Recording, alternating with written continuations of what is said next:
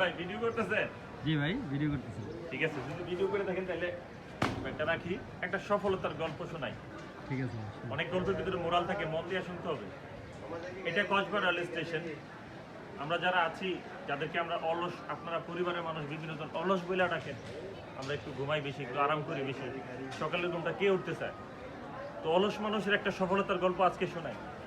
কত মানুষ দাঁড়ায় আছে, বিরক্ত হয়ে দাঁড়ায় আছে মানুষজন। কেন দাঁড়ায় আছে জানেন? উপকূল এক্সপ্রেস ট্রেন আসার কথা 8:40-এ, আমি ঘুম থেকেই উঠছি 8:40-এ, ওইটা আসতে দেরি, রেডি আসতে আসতে মোটামুটি 9টার সময় যে স্টেশন পৌঁছাইছি।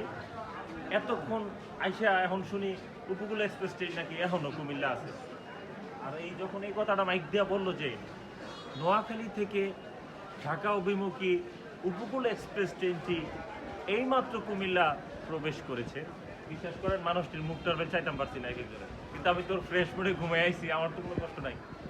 অলসদেরকে অবহেলা করবেন না, কোনো না কোনোভাবে আল্লাহ তাআলা অলসদেরকেও সফলতা দেয়। এটা একটা সফলতার ক্ষুদ্র নিদর্শন।